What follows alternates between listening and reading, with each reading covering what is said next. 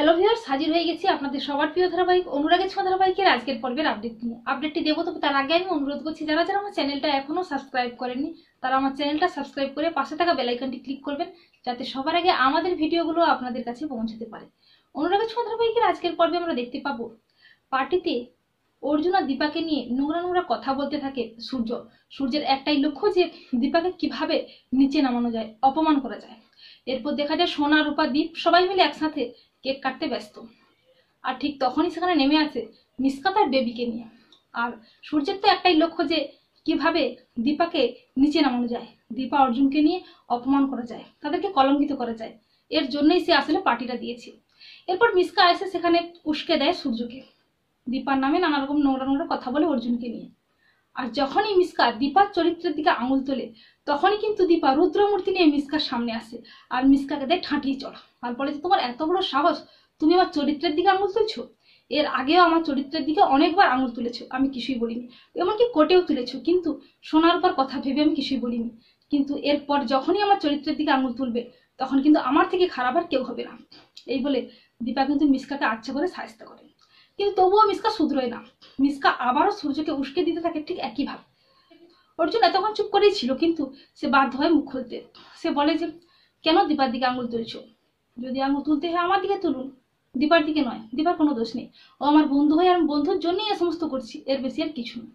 তখন কিন্তু সূর্য প্রচন্ড খেপে যায়, খেপে গিয়ে অর্জুনের কলার চেপে ধরে। আর বাড়ির কেউ তাকে কোনো মতেই সামলাতে পারে না। সূর্য এতটাই রেগে যায়। সূর্য বলে যে আপনার সাহস কি করে হয়? আপনার জন্যই কিন্তু দীপা আজকে আমাকে ছেড়ে চলে গেছে, ওর এতটা সাহস বেড়েছে।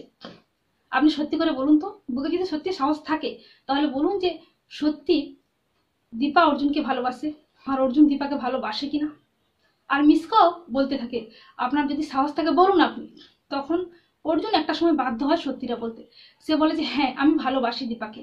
18 বছর আগেও ভালোবাসতাম, এখনো ভালোবাসি, এরপরেও কিন্তু ভালোবেসেই যাবো একইভাবে। আর তখনই সেখানে চলে আসে দীপা। দীপা আচমকা শুনতে পেয়ে যায় অর্জুনের ভালোবাসার কথা। আর তা শুনে কিন্তু সবাই চমকে যায়, এমনকি সূর্যও চমকে যায়। কারণ সূর্য এর আগে অনেকবার অর্জুনকে অপমান করেছে, কিন্তু অর্জুন মুখ বন্ধ করেই ছিল। যদিও সে অর্জুনকে বলেছে যে এই গোলাপটা যার জন্য এনেছেন তাকেই দিন, খুব ভালো লাগবে। তখন কিন্তু অর্জুন সূর্যের মুখে ঝামা ঘষে দিয়ে লাবণের হাতে গোলাপটি তুলে দেয়। কিন্তু যখন সূর্য একেবারেই থামছে না, শেষ পর্যন্ত বাধ্য হয় অর্জুন মুখ খুলতে, সত্যিটা জানাতে বাধ্য হয়। আর দীপাও চমকে যায়। দীপা জানতে পারলো যে অর্জুন তাকে ভালোবাসে, কারণ দীপা কোনোদিনও জানতো না যে অর্জুন তাকে ভালোবাসে। তো ঠিক কি হতে চলেছে তা জানতে হলে অবশ্যই চোখ রাখতে হবে স্টার জলসার পর্দায়। তো বন্ধুরা, তোমাদের কি মনে হয়, দীপা কি এই অর্জুনের ভালোবাসার মূল্য দেবে, নাকি দীপা এই ব্যাপারটাকে অন্যভাবে নেবে, নাকি অর্জুনের উপর সেও অভিমান করবে? তা সবটা জানতে হলে অবশ্যই চোখ রাখতে হবে স্টার জলসার পর্দায়। তো তোমাদের মতামত কমেন্ট করে জানিয়ে দাও। আর অনুরাগের ছোঁয়া ধারাবাহিকের সকল প্রকার লেটেস্ট আপডেট সবার আগে পেতে অবশ্যই আমার চ্যানেলটাকে সাবস্ক্রাইব করতে হবে।